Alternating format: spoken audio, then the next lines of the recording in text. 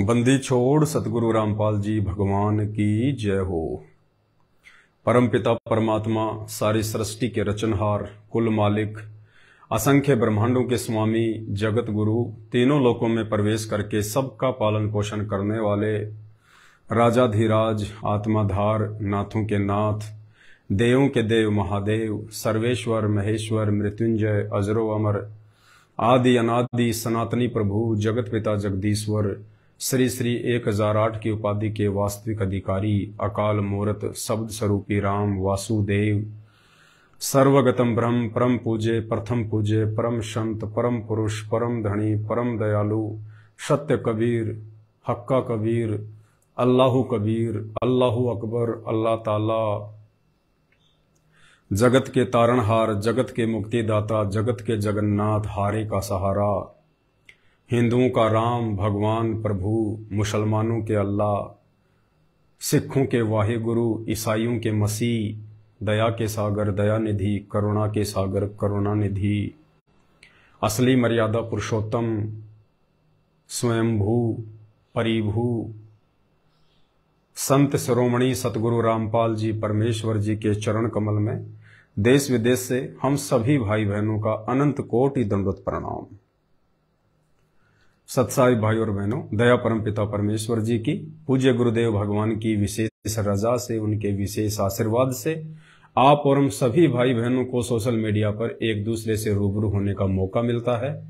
हमारी आस्था, हमारा विश्वास, हमारी दृढ़ता हमारे पूज्य गुरुदेव सतगुरु रामपाल जी भगवान में लगातार दृढ़ होती जा रही है और ज्यादा से ज्यादा हमने कोशिश करनी है, ज्यादा से ज्यादा हमने ये प्रयास करना है कि भगवान की पहचान होने के बाद, पूर्ण परमात्मा की सतगुरु रामपाल जी के रूप में पहचान होने के बाद में हम जीव आत्माओं का एक ही मकसद होना चाहिए कि कैसे हम परमपिता परमेश्वर को रिझाएं, कैसे हम उनको प्रसन्न करें, कैसे हम उनको खुश करें, क्योंकि ये भगवान खुश होगा तभी हम पूर्ण मोक्ष प्राप्त कर पाएंगे, सतलोक की प्राप्ति हो पाएगी। तो हमने हर वो तरीका, हर वो प्रयास बिल्कुल नहीं चूकना है जिस प्रयास से, जिन कोशिशों से हमारे महबूब सतगुरु रामपाल जी भगवान प्रसन्न हों, खुश हों। दुनिया अभी नाजान है, इन्हें कुछ नहीं पता, ना भगवान का, ना भगवान की परिभाषा का। ये नादान प्राणी हैं, अभी इनके संस्कार इतने मजबूत नहीं हुए हैं कि ये भगवान की पहचान कर सकें, परमात्मा के सत्संग सुन सकें, सत्संगों से निष्कर्ष निकाल सकें। दूसरी तरफ आप और हमारे ऊपर परमपिता परमेश्वर ने वो असीम दया बख्श दी है, अपनी रजा का पिटारा खोल दिया है और स्वयं उन्होंने हमें सद्बुद्धि देकर, आशीर्वाद देकर अपनी स्वयं की पहचान करवा दी है। तो भाई और बहनों, अब इस मानव शरीर को यूज में लेते हुए, क्योंकि मोक्ष के लिए तो केवल मानव शरीर ही है एकमात्र 84 लाख योनियों में, तो अब हमने हर संभव प्रयास करना है कि हम अपने पूज्य गुरुदेव भगवान के जितना नजदीक आ सकें उतना आएं, जितना हम इनको खुश कर सकते हैं उतना हम करें। और भगवान को खुश करने का केवल एक ही तरीका है, बाकी भगवान माया से प्रसन्न नहीं होता, धन से प्रसन्न नहीं होता, भगवान बड़े बड़ा दिखावा करने से प्रसन्न नहीं होता है। भगवान केवल भाव देखता अपने भगत के, भगत की भक्ति देखता है, भगत के गुण देखता है, भगत के श्रद्धा देखता है। तो हमने पूरी कोशिश करनी है अपना परमपिता परमेश्वर जी को प्रसन्न करने की। अभी परमात्मा ने दया बख्शी, दास 5-6 दिन के साथ संगति के लिए भोपाल और बिहार गया हुआ था। भोपाल साथ संगति का तो कल आप जी ने वीडियो देख लिया, जो 30 और 31 अगस्त 2023 को थी। उसके बाद परमात्मा ने बिहार की दया बख्शी, दास बिहार के मुजफ्फरपुर जिले में गया। एक साथ संगति के लिए गया था दास, लेकिन न जाने क्यों परमात्मा ने प्रेरणा नहीं करी, मालिक ने दया नहीं बख्शी और साथ संगति से बेहद नजदीक होने के बावजूद भी दास वहां से लौट के वापस आ गया। एक और जगह है बिहार जहां पे भी साथ संगति होती है, खोपी में। वहां से मैं केवल 60 किलोमीटर दूर था, लेकिन वहां भी परमात्मा ने जाने की प्रेरणा नहीं की। क्यों नहीं करी मुझे नहीं पता इस बात का। दास वहां भी नहीं गया और फिर वापस जयपुर लौट आया। तो बिहार के मुजफ्फरपुर में जब दास गया तो वहां हमारी एक पिंकी बहन रहती है। 2-3 साल हो गए हैं उनको परमात्मा से जुड़े हुए। तो शायद परमात्मा ने दास को उस बहन के पास में ही भेजना था और बहुत कुछ मुझे सीखना था उस बहन से कि कैसे परमात्मा को प्रसन्न करें, कैसा एक भगत का भाव होना चाहिए, अपने गुरुदेव को हम किस प्रकार से लें और कैसे हम उनके नजदीक आने के लिए साफ सुथरे बने, अपने आप को शुद्ध करें हर प्रकार के गुण अवगुणों से, विकारों से। जब तक हम अपने आप को शुद्ध नहीं करेंगे हम परमात्मा के नजदीक नहीं जा सकते। तो बहुत कुछ मुझ पवन दास को अपनी पिंकी बहन से सीखने को मिला। और उस बहन से मुलाकात करने के बाद में, देखो भक्ति मार्ग में कोई छोटा बड़ा नहीं होता है। आप मुझ पवन दास के लगातार 8 साल से वीडियो देख रहे हो, ऐसी ऐसी गूढ़ बातें, ऐसे ऐसे गूढ़ संकेत गुरुदेव के सत्संगों में छुपे हुए आप जी निमित्त मात्र मुझ दास के माध्यम से सुन रहे हो, देख रहे हो। तो आप भाई बहनों को यही लगता होगा कि भाई पवन दास बहुत अच्छा भगत है, पवन दास बहुत बड़ा भगत है, सब भक्तों को पवन दास के जैसा बनना चाहिए। जहां तक मेरी सोच है ज्यादातर भाई बहन यही सोचते होंगे, लेकिन ऐसा कुछ भी नहीं है, ऐसा कुछ नहीं है। हर रिकॉर्ड तोड़ने के लिए बनता है। कोई भी रिकॉर्ड अगर बनता है किसी भी क्षेत्र में, वो रिकॉर्ड हमेशा तोड़ने के लिए बनता है, वो फाइनल रिकॉर्ड नहीं होता है। हालांकि मैंने कभी भी अपने आप को एक अच्छा भगत नहीं समझा, नहीं माना, और हर वक्त मेरी ये कोशिश रहती है कि मैं साध संगति के माध्यम से, अपने भगत भाई बहनों के माध्यम से कुछ सीखूं भक्ति मार्ग की बातें, ताकि मैं परमात्मा के नजदीक पहुंचूं, परमात्मा मुझसे प्रेम करें, परमात्मा मुझे उस लायक बनाए जिससे कि मैं सतलोक की प्राप्ति कर सकूं, क्योंकि हमारा मुख्य मकसद तो सतलोक की प्राप्ति ही करना है।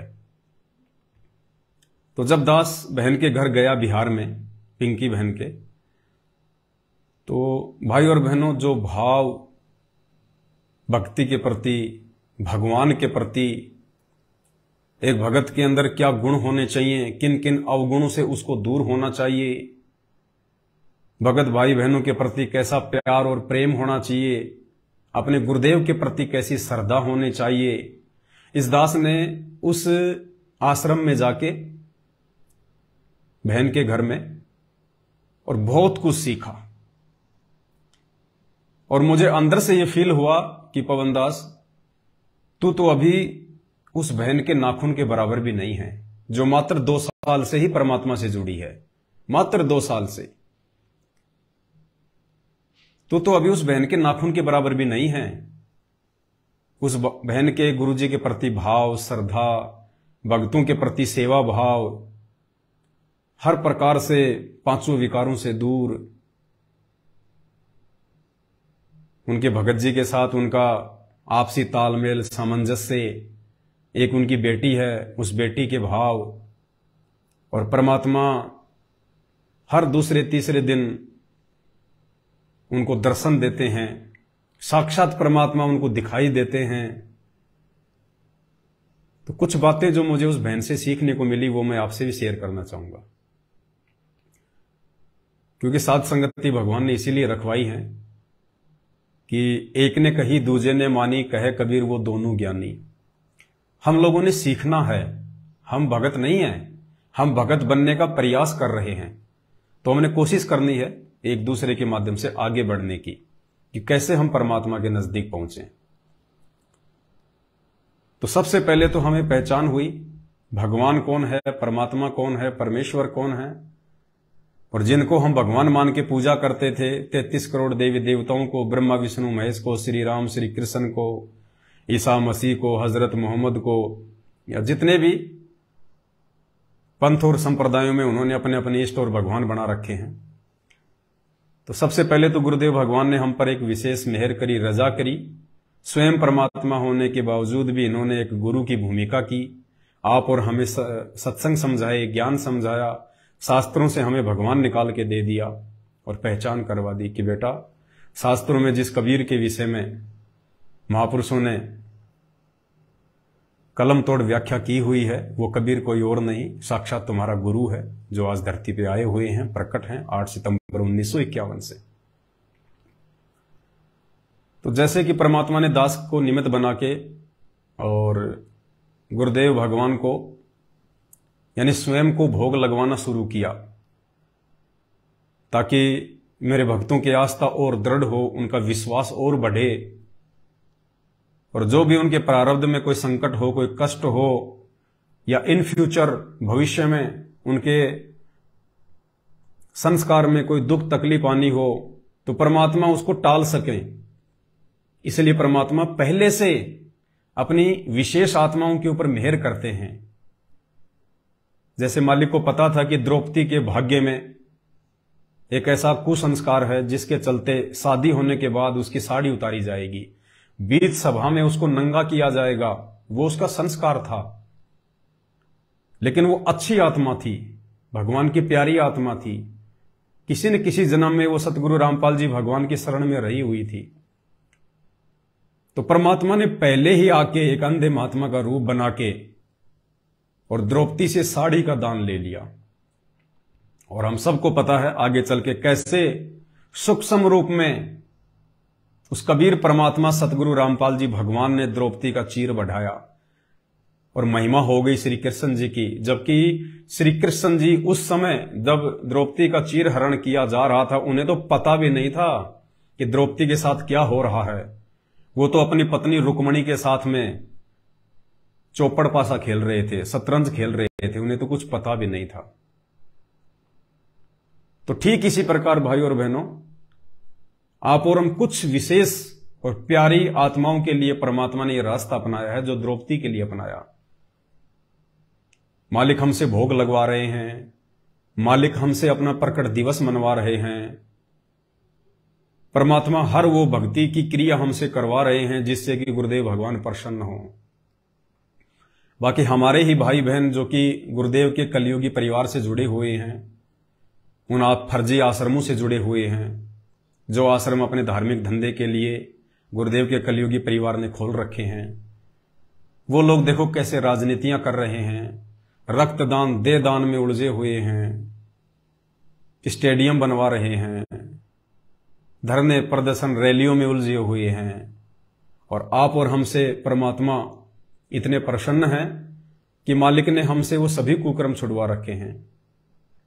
हमारा समय ज्यादा से ज्यादा परमात्मा भक्ति में व्यतीत करवाते हैं। ये विशेष मेहर द्रौपदी की तरह केवल साथ संगति से जुड़े हुए भाई बहनों के ऊपर है। तो जैसा कि परमात्मा ने दास को निमित्त बना के भोग प्रसाद लगवाने की एक विधि शुरू की कि वही भोग केवल पूर्ण परमात्मा को लगाया जाता है। घर घर में परमेश्वर को हलवे राम का भोग लगना शुरू हुआ, छोटी भोग की आरती के साथ या बड़ी भोग की आरती के साथ में शुद्ध देसी घी के भंडारे का भोग लगना शुरू हुआ। और रह रह के परमात्मा अपनी आत्माओं से प्रसन्न भी हैं, उनको दर्शन भी दे रहे हैं, हर प्रकार के आध्यात्मिक लाभ और सुख भी दे रहे हैं, उनको महसूस भी करवाते हैं कि बच्चों मैं पल पल तुम्हारे साथ में हूं। दास के घर में भी परमात्मा दया करते हैं, भोग लगता है।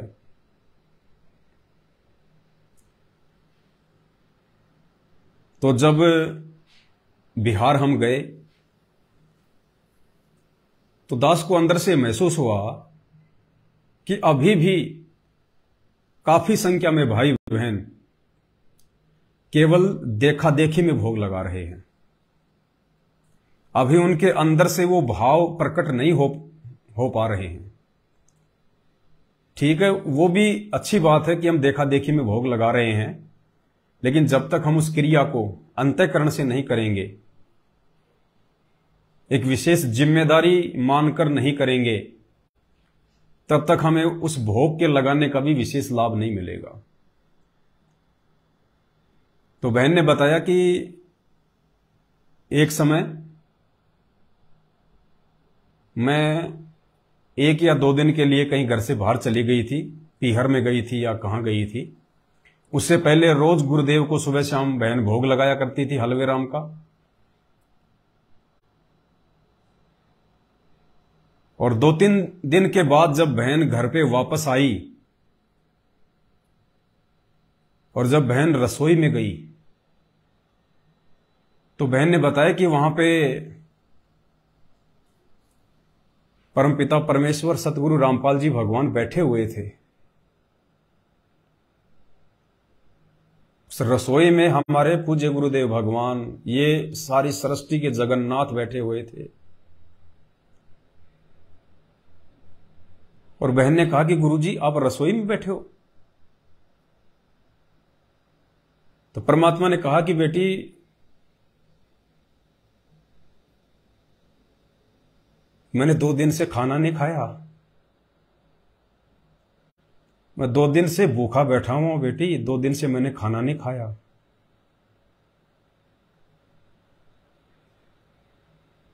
उसके बाद बहन ने बताया कि मुझे बहुत अंदर से ग्लानि महसूस हुई, मैं बहुत रोई।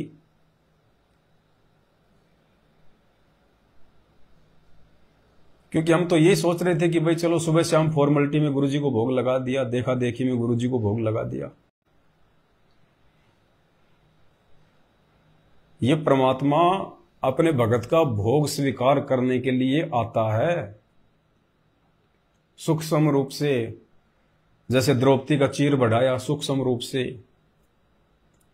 और जब हम प्रार्थना करते हैं परमात्मा से भोग की थाल आगे रख के कि हे परमपिता परमेश्वर, सारी सृष्टि के रचनहार कबीर परमात्मा सतगुरु रामपाल जी भगवान,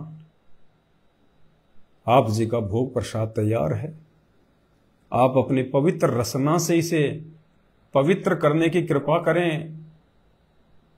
जब हम ये शब्द कहते हैं कि आप अपनी पवित्र रसना से इसे पवित्र करने की कृपा करें, तो परमात्मा अपनी पवित्र रसना से, अपनी पवित्र जिह्वा से उस भोग को स्वीकार करते हैं। परमात्मा उसको खाते हैं, उसको ग्रहण करते हैं। उसके बाद वो अमृत बनता है, वो प्रसाद बनता है। और उस प्रसाद को खाने से फिर हमारे गीता जी के अनुसार जन्म जन्मांतरों के पाप कर्मों का नाश होता है। वरना अगर भगवान भगत के भोग को स्वीकार ना करे, अपनी पवित्र रसना से उसे पवित्र ना करे, तो हमारे पाप कर्म हल्के नहीं हो सकते, हमारी श्रद्धा, हमारे भाव हमारे गुरुदेव में नहीं बन सकते। तो गुरुजी ने कहा कि बेटी मैं 2 दिन से भूखा हूं, तू कहां चली गई थी, मुझे खाना क्यों नहीं खिलाया।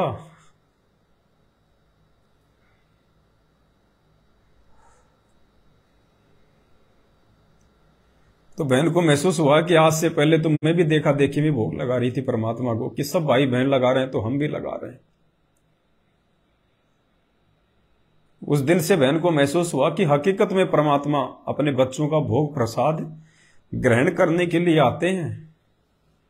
और उसके बाद से बहन ने कहीं भी जाना छोड़ दिया। थोड़ी बहुत मोह ममता उसकी जो अपने पियर में थी, अपने माँ बाप की तरफ थी, उनसे मिलने की इच्छा होती थी, बहन ने वहां भी जाना छोड़ दिया कि मेरे भगवान को छोड़ के, मेरे परमात्मा को छोड़ के मैं कहीं नहीं जाऊंगी, अपने घर पे रहूंगी, परमात्मा की भक्ति करूंगी, उनको प्रसन्न करूंगी।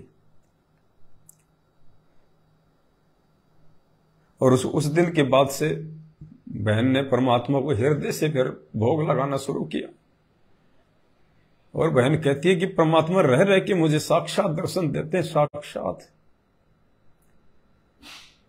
मुझ पवनदास पे भी ऐसी दया नहीं बख्श रहे परमात्मा। 8 साल हो गई, मुझ नीच को भी परमात्मा ने कभी सामने प्रकट होकर दर्शन नहीं दिए। और वो कितनी अच्छी आत्मा होगी परमात्मा की।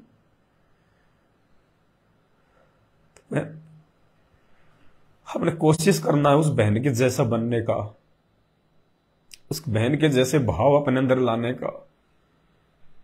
हम देखा देखी में भोग लगा देते हैं, जल्दबाजी में भोग लगा देते हैं, समय पे भोग नहीं लगाते। ये फॉर्मेलिटी सी समझ रहे हैं कि बस सब भगत लगा रहे हैं, अपने भी लगा दो। गुरुजी थोड़ी आते हैं खाने के लिए, खाना तो हमने ही है। ये हमारी भूल है, क्योंकि ये परमात्मा है धरती पर। भाई और बहनों, जैसे हम अपनी छत पे और कबूतरों को हम कोई दाने डालना शुरू कर दें और 10-15 दिन हमने उन कबूतरों को हमने जो है सुबह सुबह गेहूं डाल दिया, मक्का डाल दी, और रोज वो कबूतर खाने के लिए आते हैं क्योंकि उनको पता है कि हम वहां जाएंगे तो हमारे को भोजन मिलेगा। रोज वो कबूतर अपने समय पे आके बैठ जाएगा वहां पे, समय पे। और यदि 2 दिन के लिए हम किसी रिश्तेदारी में चले जाएं, किसी काम से बाहर चले जाएं और हम दाने ना डाल पाए उस दिन, लेकिन वो कबूतर तो अपने निश्चित समय पे आएगा क्योंकि उस कबूतर को विश्वास है कि मुझे भोजन मिलेगा। और जब वो कबूतर वहां आके छत पे बैठता है, वो देखता है कि 1 घंटा बीत गया, 2 घंटे बीत गए।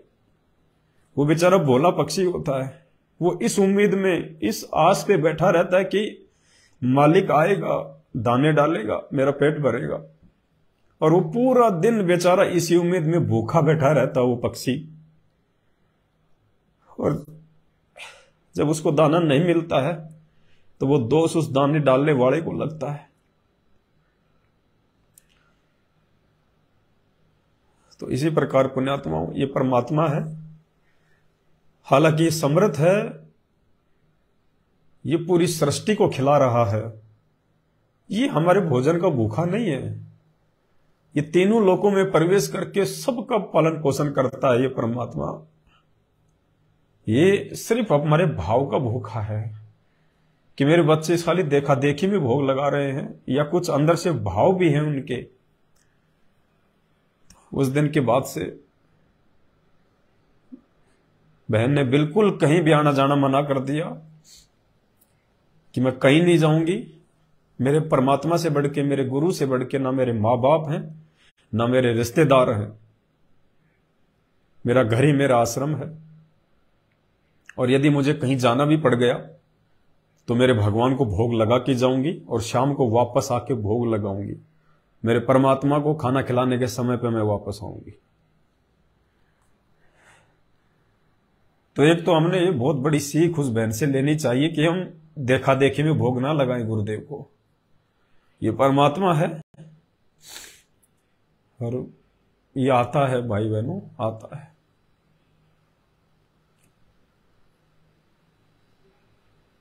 उस दिन भी बहन की जो बेटी थी 14-15 साल की होगी, परमात्मा ने जब वहां पे 2 दिन की साथ संगति रखवाई,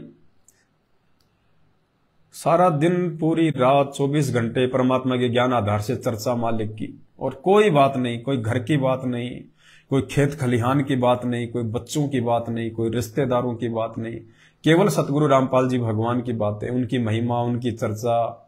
उनको नहीं पता था तो परमात्मा ने दास को निमित्त बनाया, दास को नहीं पता तो मालिक ने बहन को निमित्त बनाया। हमारे एक उमेश भगत जी भी आए हुए थे, वहां पास के ही हैं, 2-4 भगत जी आए हुए थे। तो भगत तो परमात्मा की चर्चा ही करेंगे। तो बहन की बेटी को गुरुदेव भगवान ने साक्षात, जहां पे उनका दरबार लगा हुआ है, परमात्मा ने बहन को साक्षात दर्शन दिए। और बहन ने सुबह उठ के बताया कि आज गुरुजी बहुत प्रसन्न हैं, जो हम परमात्मा की चर्चाएं कर रहे हैं इस घर में 2 दिन से। तो परमात्मा हम सबके भाव देख के, हमारी श्रद्धा को देख के कि क्यों तो ये भग रहे हैं, कभी बिहार, कभी पंजाब, कभी बंगाल। हम कोई काम धंधे के लिए नहीं जाते, बिजनेस के लिए नहीं जाते, पैसे के लिए नहीं जाते। हमारा मकसद है कि हमारे भगत भाई बहन आने वाले विनाशकारी समय से पहले पहले परमात्मा से दिल से जुड़ जाएं। उनको कोई शंका हो भक्ति मार्ग को लेके, गुरुदेव भगवान को लेके, वो निकल जाए, दूर हो जाए, परमात्मा को भोग लगाना शुरू करें, गुरुदेव का प्रकट दिवस मनाएं। इसलिए हम भागादौड़ी कर रहे हैं।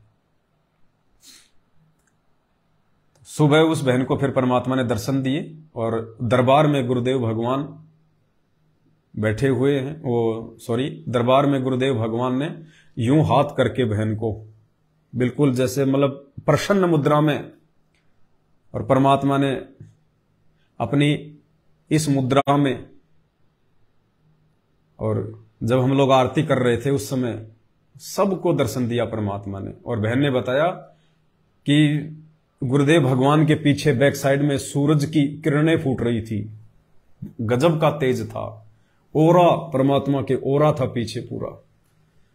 और परमात्मा हंस हंस के सबको, हाँ सॉरी हम नित्यनेम नहीं कर रहे थे, मतलब 4 या 5 बजे का समय था, सब लोग हम सो रहे थे उस समय। तो बहन ने बताया कि परमात्मा ने सभी सूतों को आशीर्वाद दिया। बिल्कुल बहुत प्रसन्न थे गुरुजी, बहुत प्रसन्न। गुरुजी मुस्कुरा रहे थे, हंस रहे थे, गुरुजी प्रसन्न थे और खूब गुरुजी ने सबको आशीर्वाद दिया वहां पे।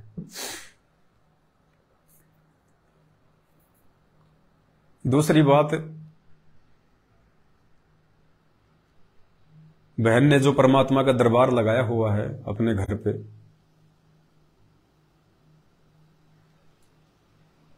तो बहन ने एक बेड बनवाया है परमात्मा का, बेड पूरा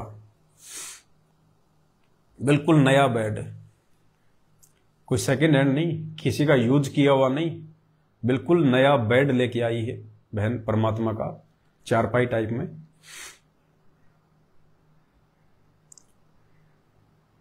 और बहन ने फिर हमें ये बताया कि भाई जब परमात्मा भोजन करने अपने भगत के घर पे आते हैं, हलवा प्रसाद ग्रहण करने परमात्मा भगत के घर पे आते हैं, यानी जब भगवान अपने भगत के घर पर ही भोजन लेने के लिए आते हैं तो भगवान सोएंगे कहां? भगवान विश्राम भी तो करेंगे। भाई हमारे घर पे कोई रिश्तेदार आता है तो खाना भी हमारे घर पे खाएगा और विश्राम भी हमारे घर पे ही करेगा। तो हमारी कोशिश होती है कि रिश्तेदार को हम अच्छी जगह पे सुलाएं, हम सोते हैं उससे भी अच्छी जगह पे सुलाएं। तो बहन ने कहा कि मुझे प्रेरणा हुई अंदर से कि जब गुरुजी भोजन करने के लिए घर पे आ रहे हैं अपने भक्तों के, तो विश्राम भी तो करेंगे परमात्मा। ऐसा थोड़ी कि खाना खाते ही भाई गुरुजी जो है वो चले जाएंगे, लेकिन गुरुजी विश्राम करेंगे कहां पे? तो ये प्रेरणा करके और बहन ने एक बेड बनवा रखा है परमात्मा के लिए, और उस बेड पे बहन ने परमात्मा के लिए नीचे एक बहुत अच्छा सा एक जो है गद्दा बिछा रखा है, उसके ऊपर सफेद एक चादर बिछा रखी है और एक तकिया लगा रखा है परमात्मा जी के लिए, गुरुदेव भगवान के लिए। ओढ़ने के लिए बहन ने एक हल्का सा एक कंबल रखा हुआ है और वहीं पे बहन ने परमात्मा का जो है वो दरबार लगा रखा है। और जब भी बहन को वो कपड़े साफ करने होते हैं जो परमात्मा के लिए उसने जो बिछा रखे होते हैं, जो चादर वगैरह होती है, तो देखो कितनी मतलब साध संगति में बैठने से, भगत भाई बहनों के बीच में बैठने से ही हमारे को सद्बुद्धि आएगी, जानकारी मिलेगी। अब एक तो आपने परमात्मा का गद्दा लगा दिया ओढ़ने बिछाने के लिए, और जब आपको लगा कि अभी इसको मतलब साफ करना है, धोना है, तो एक तो होगा सीधा जाके उठा के ले आए, वो तकिया भी उठा लिया, उसकी खोल निकाल ली, बेडशीट आपने खींच ली, ओढ़ने का जो कंबल था वो आपने उतार लिया। नहीं, बहन ने कहा कि पहले मैं यही गलती करती थी, मैं चादर को खींच लेती थी, अचानक से मैं तकिया उठा लेती थी और फिर उनको साफ करके वापस रख देती थी। फिर एक दिन मुझे परमात्मा ने प्रेरणा करी कि मुझे क्या पता कि परमात्मा इस वक्त बेड पर विश्राम कर रहे हैं या इस वक्त परमात्मा अपने किसी और भगत के घर पे या कहीं और परमेश्वर गए हुए हैं। मुझे क्या पता जिस समय मैं चादर खींच रही हूं, क्या पता मेरे गुरुदेव भगवान विश्राम कर रहे हों। तकिया मैंने उठा लिया, क्या पता मेरे गुरुजी लेटे हुए हों। तो ये तो अपमान हो गया। अरे रिश्तेदार 2 दिन से हमारे घर पे है और उसकी चादर यदि मैली हो गई, तकिया यदि चेंज करना है, तो हम उसके सिर से अचानक से खींचते नहीं है, हम वो चादर अचानक से खींचते नहीं है।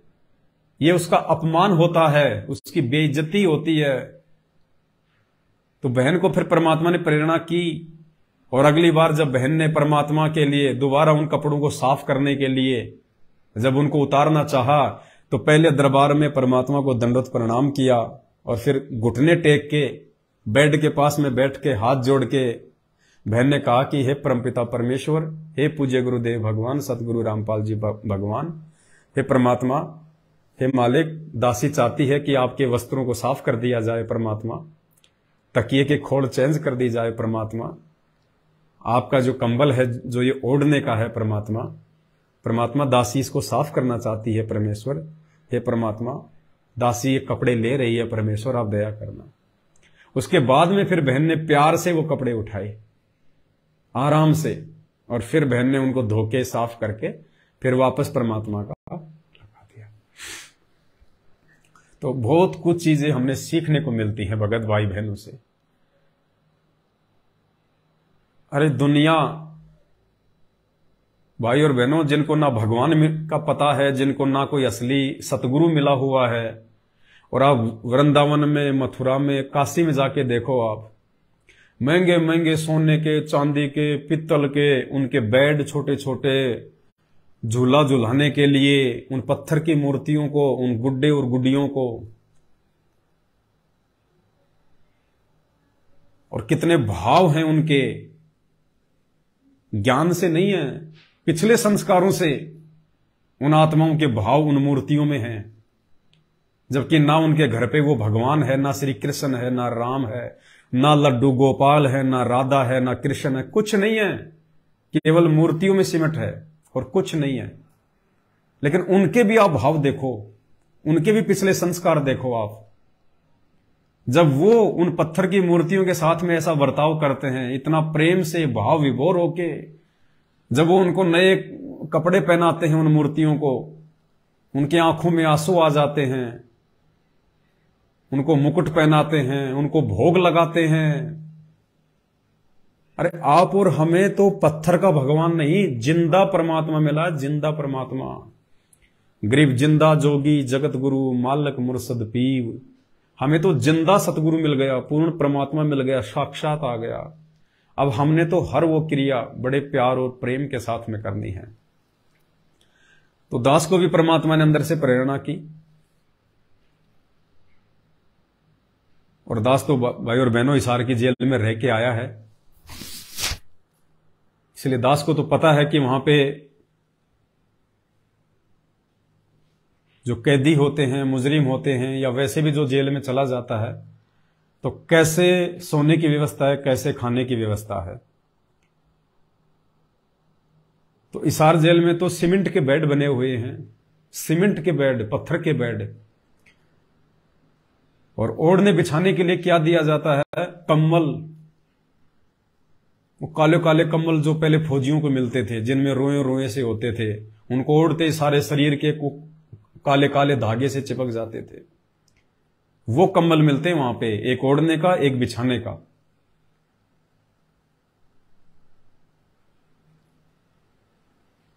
और दास के पास में कल हिमाचल से विजय भगत जी का फोन आया था, परसों, हिमाचल के कांगड़ा से विजय दास जी हैं। तो कल परसों उनको परमात्मा ने सौपन में बहुत कुछ बताया, मालिक ने, आगे की अपने जेल से बाहर आने की क्या प्रोसीजर है, और आने वाले दिनों में हम सत्सेवकों ने क्या करना है, क्या नहीं करना है। परमात्मा ने उस आत्मा पे दया बख्शी, बिल्कुल हकीकत, सपना नहीं था। उनकी बातें सुनते सुनते मुझे भी रोना आ गया। वो ऑडियो में नहीं डालूंगा संगत में, क्योंकि वो विशेष ऑडियो है, वो सपना नहीं था, वो हकीकत है। और परमात्मा ने अपने सत्सेवक बच्चों को आगे क्या क्या देना है, किस प्रकार से भक्ति मार्ग पे लगा के रखना है, कैसे परमात्मा दया करेंगे, कहां गुरुजी आएंगे, जेल से जब बाहर आएंगे तब कहां आएंगे, ये सारी बातें परमात्मा ने उन भगत जियों को निमित्त बना के दास तक पहुंचाई है। तो ऑडियो तो मैं सार्वजनिक नहीं करूंगा, बहुत विशेष ऑडियो है। तो भगत जी ने बताया कि मुझे कुछ नहीं पता भगत जी, मैं तो कभी जेल भी नहीं गया, लेकिन जब सौपन के माध्यम से परमात्मा ने उनको जो सौपन दिया, और एक जज उनको जेल में लेके जाता है, तो भगत जी ने कहा कि मैंने देखा कि मैं तो कभी जेल गया भी नहीं, लेकिन मैंने देखा कि वहां पे गुरुजी एक सीमेंट का बेड बना हुआ था, सीमेंट का बेड, और उस पे गुरुजी बैठे हुए थे। तो दास समझ गया तुरंत कि भाई ये सपना नहीं है। जिस व्यक्ति ने कभी जेल देखी नहीं, जेल में कैसा रहना खाना है जिसको मालूम नहीं है, जो बहुत ही भोली आत्मा है, और वो कह रहा कि जब मैं जेल में गया तो गुरुजी एक छोटे से कमरे में, क्योंकि गुरुजी को स्पेशल सिक्योरिटी सेल में रखा हुआ है, अलग से मतलब चक्कियां होती हैं, एक होता है ब्लॉक, ब्लॉक में तो 100-200 लोग एक साथ रहते हैं, और एक जेल में बोलते हैं चक्कियां। चक्की मतलब छोटे छोटे कमरे जिनमें 1 या 2 ही लोगों को जो है वो रखा जाता है। तो बोला गुरुजी एक छोटे से कमरे में है और सीमेंट का बेड है, उसके ऊपर गुरुजी बैठे हुए हैं। तो दास समझ गया कि भाई ये हकीकत है, ये सपना नहीं है, क्योंकि वहां सीमेंट के ही बेड है, दास जाके आया है। तो उस आधार से भी पुण्यात्माओं फिर दास को परमात्मा ने प्रेरणा की कि हम तो अपने घर पे देखो कैसे कैसे मतलब बेड पे सोते हैं, हालांकि दास तो बेड पे नहीं सोता है, परमात्मा ने दया बख्शी हुई है। पहले सोते थे लेकिन एक बेड था, वो भी परमात्मा ने अपने किसी भगत भाई बहन को दिलवा दिया कि भाई आप ले लो।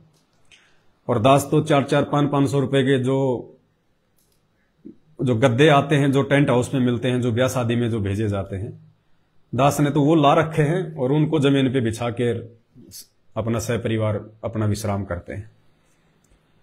तो फिर दास को भी परमात्मा ने प्रेरणा की कि हकीकत है कि गुरुदेव सीमेंट के बेड पर ही सोते हैं जेल में। तो अभी 8 सितंबर आ ही रहा है। पहले परमात्मा ने कपड़ों की दया बख्शी थी आप और हमारे ऊपर, मालिक ने सौपन में दर्शन देके, तो सभी भाई बहनों की सेवा के सहयोग से उसमें सबका सहयोग हो गया। जितने भी भगत भाई बहनों ने जो सहयोग जो किया हुआ है इन 8 वर्षों में, दास को जो भी सहयोग किया है आर्थिक रूप से, जिसने जितना सहयोग किया है उसी हिसाब से अब हम 8 सितंबर को परमपिता परमेश्वर सतगुरु रामपाल जी भगवान को जो वस्त्र हम जो भेंट करेंगे, जो परमात्मा ने सौपन में हमें आदेश दिया, तो सभी भाई बहनों ने मिलके परमात्मा जी के लिए एक कुर्ता पायजामा और एक पैंट शर्ट, एक टोवेल, 2 बनियान, इस प्रकार से परमात्मा ने पूरा सेट कपड़ों का जो है वो तैयार करवाया है। तो आज 6 तारीख है, अभी दास जाके जो है वो कपड़े ले आएगा, वो सिल गए होंगे। लाने के बाद उन कपड़ों को हम धोएंगे, पहले धोने के बाद में फिर उन पे आयरन करेंगे, उसके बाद में फिर 8 सितंबर को हम परमपिता परमेश्वर को भोग की आरती के बाद में हम परमात्मा को भेंट करेंगे। और मालिक ने फिर दास को यह भी प्रेरणा की उस बहन के माध्यम से कि गुरुदेव भगवान जेल में सीमेंट पर सो रहे हैं। हालांकि ये परमात्मा है, उन्हें कोई ऐसा सुख दुख का अनुभव नहीं होता है, क्योंकि वो शहंशाह है, वो राजा है। वो ऐसी लीलाएं परमात्मा केवल अपने बच्चों की भक्ति जगाने के लिए करते हैं। क्योंकि हम देखो, हम जीव हैं, हमारे अंदर 5 विकार हैं, ज्यादा नहीं तो थोड़े 5 विकार हमारे अंदर हैं। फिर उनकी 25 जो प्रकृतियां हैं वो भी हमारे अंदर हैं। हम भावों में भावित भी हो जाते हैं, जैसे बात करते करते आंसू आ गए, तो ये एक भाव है, ये एक उन 5 विकारों की एक प्रकृति है। उन विकारों को अब हमने भगवान की तरफ मोड़ना है। मन हमको बिगाड़ता है, लेकिन गुरुदेव ने क्या कहा कि मन को तुमने अपना मित्र बनाना है, फिर ये तुम्हारा भक्ति में सहयोग करेगा। तो इन 5 विकारों को और इनकी प्रकृतियों को हमने धीरे धीरे सांसारिकता से हटा के भक्ति मार्ग की तरफ अग्रसर करना है। तो परमात्मा भी हमारे भावों के अनुसार, यानी हम जीवों की सोच और विचार के अनुसार ही खेल खेलता है, वो लीला करता है परमात्मा। मालिक को पता है कि जीव है, ये सेंटिमेंटल भी होता है, ये भावों में भावित भी हो जाता है। हर प्रकार से परमात्मा ने जैसे रोचक, भयानक और यथार्थ 3 प्रकार की वाणियों के माध्यम से जीव को समझाया है।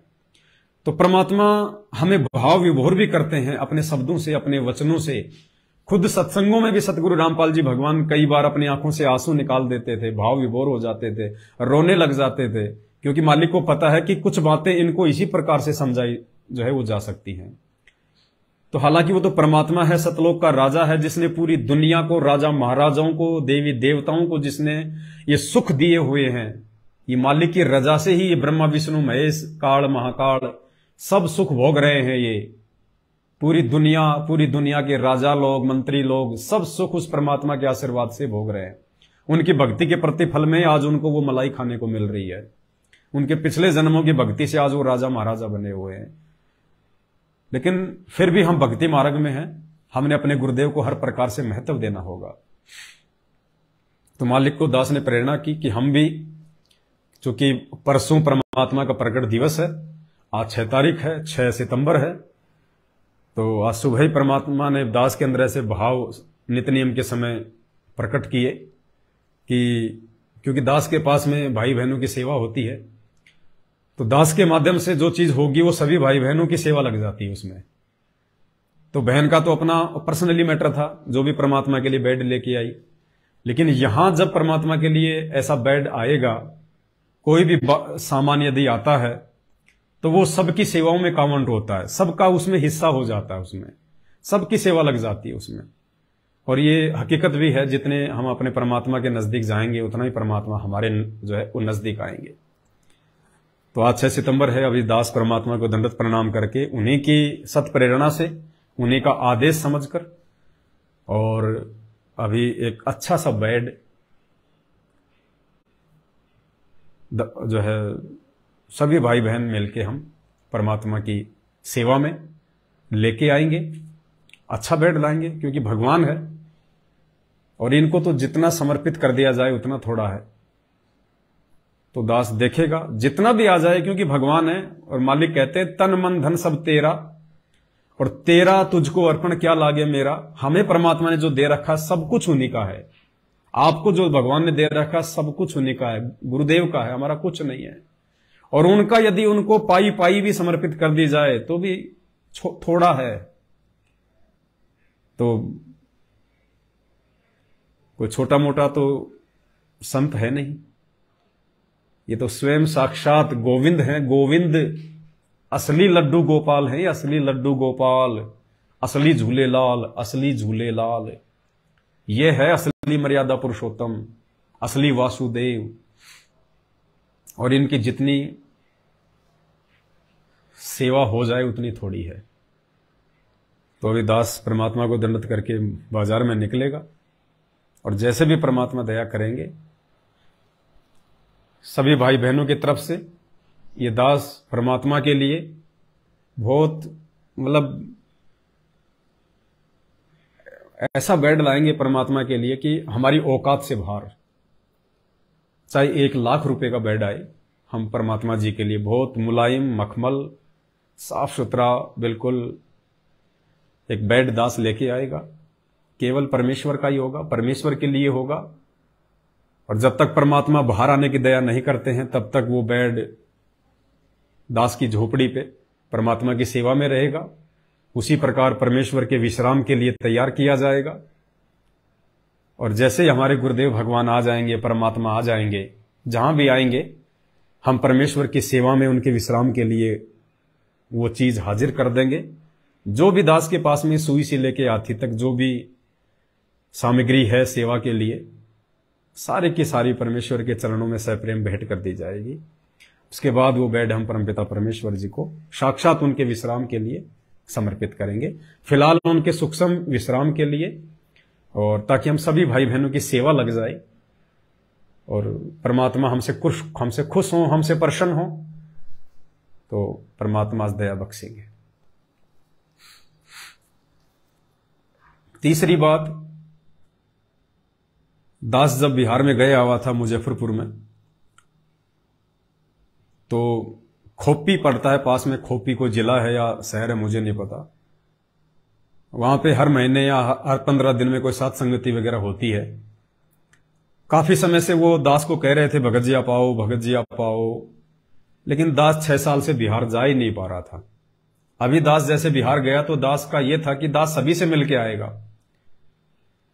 लेकिन वहां जाने के बावजूद भी दास की वहां जाने की प्रेरणा नहीं हुई। पुण्यात्माओं, कहीं ना कहीं खोपी में जो साथ संगति हो रही है वहां पे या तो ज्ञान आधार की कमी है या फिर मर्यादाओं में कोई त्रुटि है, वरना ऐसा हो ही नहीं सकता कि भाई दास वहां ना जाता। लेकिन दास नहीं जा पाया, चाहकर भी नहीं जा पाया, इच्छा ही नहीं बनी, और उसका जो कारण था वो भी दास को मालूम हो गया। फिर देखो, परमात्मा फिर महसूस भी करवा देते हैं।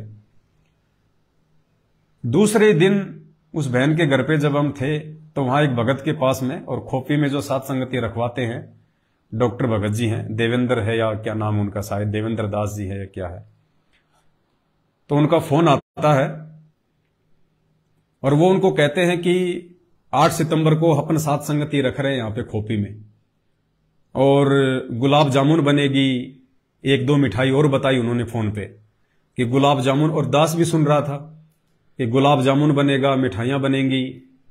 जबकि परमात्मा दास को निमित्त बना के हर बार यही बुलवाते हैं कि हमने पाखंड नहीं करना, हमने दुनिया की तरह देखा देखी नहीं करनी, साधु भूखा भाव का, ये मिठाइयों का भूखा नहीं है परमात्मा।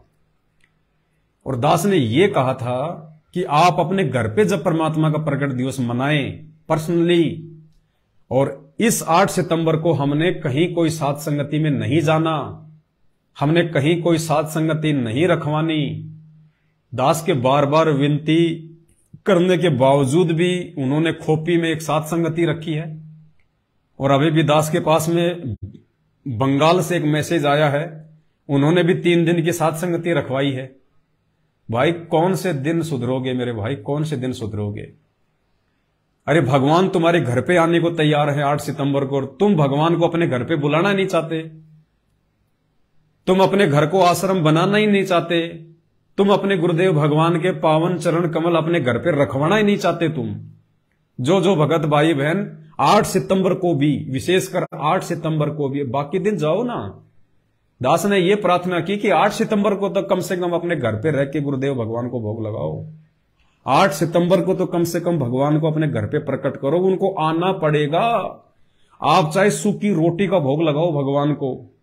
मालिक कहते हैं व्यंजन 36 ये ना चावे, जो मिल जावे रुचि रुचि पावे, भावले देख प्राणी का, आज लग्या साहिब को भोग दिन के टुकड़े पानी का। जरूरी नहीं है कि आप गरीब हैं तो आप हलवा बनाएं, आप देसी घी का भोजन बनाएं। आप 2 दिन की सूखी रोटी का भी यदि आपके घर में है, जैसा आप खा रहे हैं वैसा भी यदि आप गुरु को भोग लगाएंगे तो भगवान आपके भाव का भूखा है, उस रोटी का भूखा नहीं है। भगवान तो इस गंदे लोग की किसी चीज को खाता भी नहीं है, परमात्मा नहीं खाता। ये तो आप और हमारे को परमात्मा शुद्ध करके खिला रहा है, शुद्ध करके। अरे 5 तत्व में आते हैं जितने भी अनाज है ये, और इनमें कितनी जो है गंदगी होती है, कितना ये मलिन होता है अन्न। कैसे उगता है खेत में? हम किसी भी चीज का मान लीजिए आज हमने भगवान को आम का भोग लगाया, हमने किसी फल फ्रूट का भोग लगाया, अब वो आम पैदा कैसे हुआ? बीज से, गुटली से। और जिस गुटली से वो आम पैदा हुआ जिसका आप भोग लगा रहे हो, जिस बीज से वो आम बना है जिसका आप भोग लगा रहे हो, वो आम आप कहां से लाए? मार्केट से। मार्केट में कहां से आता है? बाग से। और बाग में वो आम कैसे बना? बीज से, गुटली से। और वो गुटली क्या पता किसी शराबी ने, किसी गुटखा खाने वाले ने, किसी चोर ने, किसी व्यभिचारी ने, वो गुटली जब वो आम था उस आम को खाया उसने, उस गुटली को उसने खूब उसने चूसा अपने गंदे मुंह से, और उसने खेत में फेंक दिया। वो गुटली आम का जो है पौधा बन गई, उस पौधे से फिर आम बन गए, फिर उस आम को हम मार्केट से अपने घर पे लाए और हम भगवान को भोग लगा रहे हैं। किसी ने बेर खाए, बेर जो सबरी ने राम को खिलाए थे। अब बेर आदमी खाएगा कैसे? मुंह में लेगा, ढंग से उसको चिगलेगा और फिर उसको फेंक देगा, उसको बीज को। वो बीज उग गया, पौधा बन गया, उसके बेर लग गए, वो बेर तोड़ के हम भगवान को भोग लगा रहे हैं। खेत में हम लोग गेहूं उगाते हैं, गेहूं में खेत में लोग जो है मतलब फ्रेश होने के लिए जाते हैं गांवों में सुबह सुबह। जो पशु पक्षी है वो भी जाते हैं, और पशुओं का तो लैट्रिन, पशुओं का तो गोबर ही गेहूं में डाला जाता है। इंसान भी सुबह सुबह गांव में लैट्रिन करने के लिए उन खेतों में जाता है, और वो खाद बन के उस गेहूं में जाता है। गेहूं से फिर वो गेहूं बनता है, पौधे से गेहूं बनता है, उस गेहूं की फिर चपाती बना के हम भगवान को भोग लगा रहे हैं। तो भगवान नहीं खाता। यहां का जो अन्न है, चाहे फल फ्रूट है, वो गंध है, वो मलिन है। अरे भगवान तो हमें उसको शुद्ध करके दे रहा है, हमें। आप अपनी पवित्र रसना से इसे पवित्र करने का प्रयास करें। भगवान तो इस गंदे लोक की किसी वस्तु को हाथ भी नहीं लगाता, छूता भी नहीं है। जब त्रेता युग में रानी इंद्रमती ने ये प्रतिज्ञा की थी कि सबसे पहले अपने भगवान, सबसे पहले एक साधु को खाना खिलाऊंगी, उसके बाद में मैं खाऊंगी, तो एक समय ऐसा आया कि सभी साधु मेले में चले गए, कुंभ के मेले में। रानी को 2 दिन से कोई साधु नहीं मिला भोजन करवाने के लिए, और जब तक साधु ना खाए उसने भी नहीं खाना था। तो परमात्मा अपनी आत्मा के लिए साधु का रूप बना के गए, और जब इंद्रमती के घर पे गए, इंद्रमती उनको लेके आई, उनको घर पे उनको खाना रखा, तो क्या कहा परमात्मा ने कि बेटी मेरा शरीर ये भोजन करने का नहीं है। ऐसनावीरम शुक्रम अकायम, और रोज हम पढ़ते हैं नित्य नियम में, गरीब ऐसा सतगुरु हम मिला तेज पुंज के अंग। ये परमात्मा आप और हमारी तरह हाड़मास का नहीं है। इस परमात्मा सतगुरु रामपाल जी भगवान का शरीर अनाज खाने से नहीं चलता है, हवा लेने से नहीं चलता है, क्योंकि इनका शरीर 5 तत्वों से भिन्न है, नूरी है। ये परमेश्वर तो हमारी जो है प्रार्थना पर, हमारी विनती पर कि गुरुदेव भोग लगाइए, उस गंदे अनाज को जिसमें त्रुटियां हैं, जो मलिन है, जो झूठा है, उस अन्न को परमात्मा सूक्ष्म रूप में जो है ग्रहण करके, यानी अपना आशीर्वाद देके आप और हमारे लिए परमात्मा उसको शुद्ध करते हैं। परमात्मा नहीं खाते, आप और हमारे लिए उसको ग्रहण करके परमात्मा जो है शुद्ध करते हैं। कैसे? जैसे कोई मंत्री, प्रधानमंत्री कहीं बाहर चला जाता है, किसी रैली में, किसी मीटिंग में, तो लोग उसके स्वागत में फूलों के गुलदस्ते ले लेके आते हैं, मालाएं ले लेके आते हैं। तो प्रधानमंत्री क्या करता है? उन मालाओं को स्वीकार कर लेगा, प्रधानमंत्री वो गुलदस्ते फूल के भेंट कर लेगा, लेकिन वो अपने घर के लिए नहीं लेता, वो स्वयं के लिए नहीं होते, उसके घर पे तो ऑलरेडी है। वो तो केवल सामने वाले का मान रखने के लिए, वो जो इज्जत के साथ में, जो सम्मान के लिए उसके स्वागत में जो फूल माला और जो गुलदस्ते उस प्रधानमंत्री को दे रहा है, केवल उसका मान रखने के लिए, उसकी इज्जत रखने के लिए कि इसका ये दिल ना टूट जाए, वो प्रधानमंत्री एक हाथ से लेगा और पीछे देता रहेगा, लेता रहेगा, देता रहेगा, और वहीं पे फेंक दिए जाते हैं। वो अपने घर पे लेके नहीं आता प्रधानमंत्री। तो ठीक इस प्रकार ये पूर्ण परमात्मा प्रधानमंत्रियों का प्रधानमंत्री सतगुरु रामपाल जी भगवान उस अनाज को, उस अन्न को जो इस गंदे लोक का है, जो कितने जीवों की हत्या के बाद में जो है वो पैदा होता है, कितनी हत्या के बाद में हम उसमें यूरिया डालते हैं, नीचे कितने जीवाणु मर जाते हैं, हम जमीन की जुताई करते हैं, कितने जीवाणु उसमें जो है हल लग लग के मर जाते हैं, जब हम उसकी कटाई करते हैं कितने जीवाणु उसमें मरते हैं, उसमें यूरिया डाल देते हैं, उसमें कोई रोग ना लग जाए हम लोग उसमें पेस्टिसाइड का छिड़काव करते हैं, कीटनाशक दवाई का, कीटनाशक, कीट मानी जीव, बैक्टीरिया, जीवाणु, और नाशक मानी उनका नाश करने वाली दवाई, यानी उन जीवाणुओं को मारने वाली दवाई, उन कीट पतंगों को मारने वाली दवाई हम यूज करते हैं, कीटनाशक। तो भगवान उस हत्या के अनाज को खाएगा? जिस अनाज पे भगवान के बच्चों की, उनके, क्योंकि 84 लाख योनियां सब परमात्मा की आत्मा है, बताओ भगवान उस अनाज को खाएगा इस गंदे लोक में आके?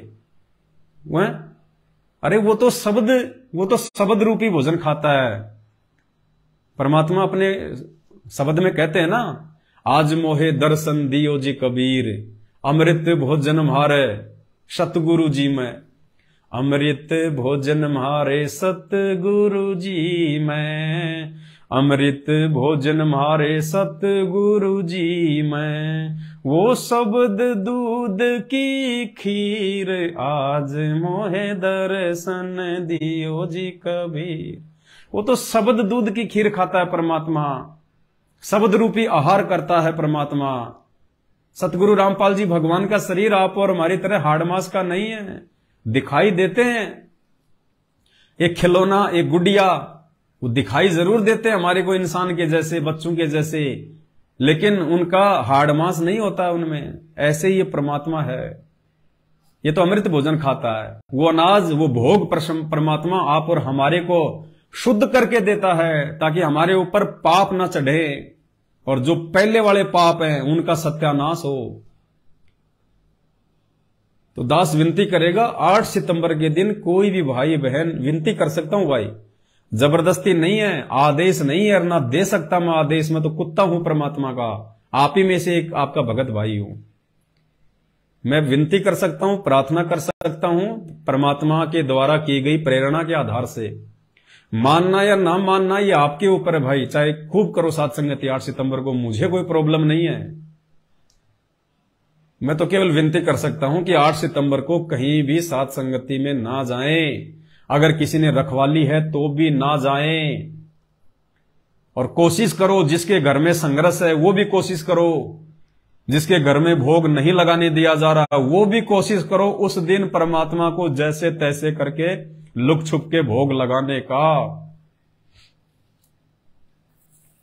फिर कौन से दिन संघर्ष करोगे? कौन से दिन संघर्ष के समय में संघर्ष नहीं करोगे? कौन से समय करोगे?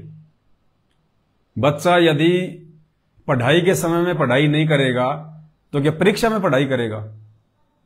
तो भाई आज भी अगर आप भोग नहीं लगा पाए, इतना भी संघर्ष यदि आप अपने घर में नहीं कर पा रहे हैं, तो भाई फिर कौन से दिन करोगे? क्या दूसरों के जा जाके नित्य नियम करोगे? दूसरों के घर जा जाके भोग लगाओगे? दूसरों के घर जा जाके भक्ति करोगे? और संघर्ष करोगे तो परमात्मा साथ देगा, नहीं तो परमात्मा देगा भी नहीं साथ, चाहे तुम कितना ही दूसरों के घर पे जा जाके भोग लगा लो। तो भले कैसे भी लगाओ, भले हलवा ना बने 8 सितंबर को, यदि आपके घर में आपका ज्यादा विरोध है तो।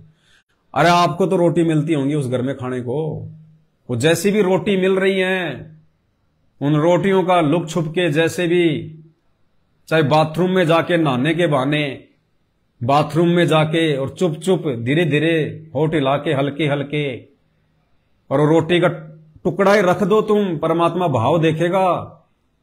और रोटी का टुकड़ा रख के परमात्मा को समर्पित करके, और चाहे छोटी छोटी भोग की आरती के साथ में भोग लगा देना परमात्मा को, तब परमात्मा आएगा, तब दया करेगा।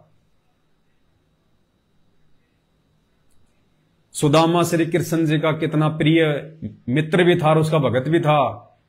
श्री कृष्ण राजा, श्री कृष्ण और सुदामा भीख मांगता था। क्या श्री कृष्ण जी को नहीं पता था इस बात को? लेकिन एक नियम है यहां परमात्मा का कि देते को हरि देत है, जहां तहां से आण अण देवा मांगत फिरियो, फिर साहिब सुने ना कान। जब तक उस गरीब सुदामा ने 3 मुट्ठी चावल की भून के उसके खील बना के, और जब तक श्री कृष्ण जी को नहीं खिला दी, जब तक श्री कृष्ण जी ने वो नहीं खा लिया अपने भगत का, तब तक श्री कृष्ण जी ने सुदामापुरी नहीं रची थी। सुदामा को गरीब से अमीर नहीं बनाया, वरना ये काम तो श्री कृष्ण जी पहले भी कर सकते थे। कौन सी बड़ी बात थी अपने एक मित्र का मकान बनवा देना, उसके घर में साल 10 साल 20 साल का राशन पानी डलवा देना, कौन सी बड़ी बात थी उसके लिए?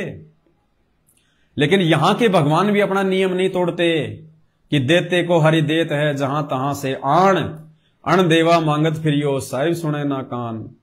तो 3 मुट्ठी चावल, अब उसने हलवा नहीं लगाया, उसने 56 प्रकार के भोग नहीं लगाए, जबकि दुर्योधन जैसे 56 प्रकार के भोग खिलाते थे। लेकिन परमात्मा का नियम है, एक रूल है, चाहे लूखी सूखी रोटी का भोग लगा दो लेकिन भाव से लगाओ, तब परमात्मा देगा। तो भाई चाहे कैसे भी करो, करना पड़ेगा।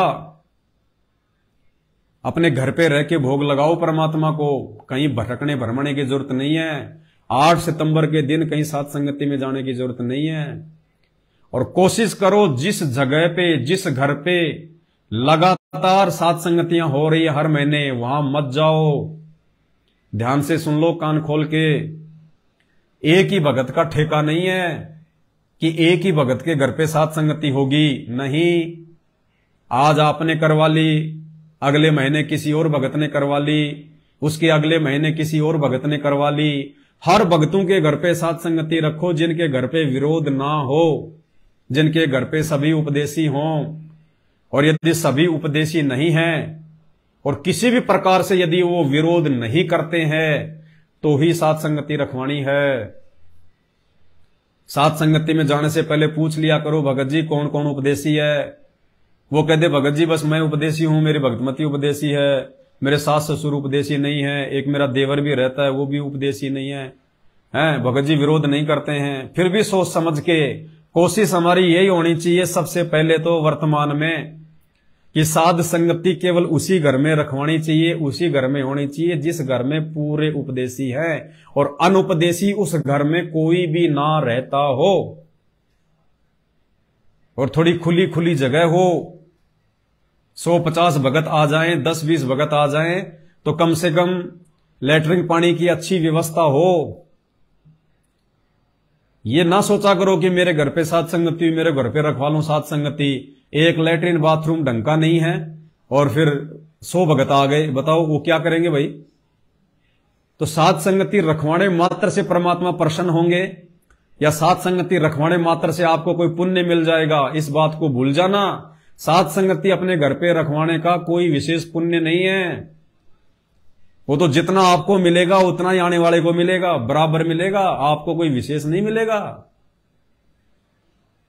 कहीं आप सोचो कि मुझे विशेष पुण्य मिलेगा, बिल्कुल नहीं मिलेगा।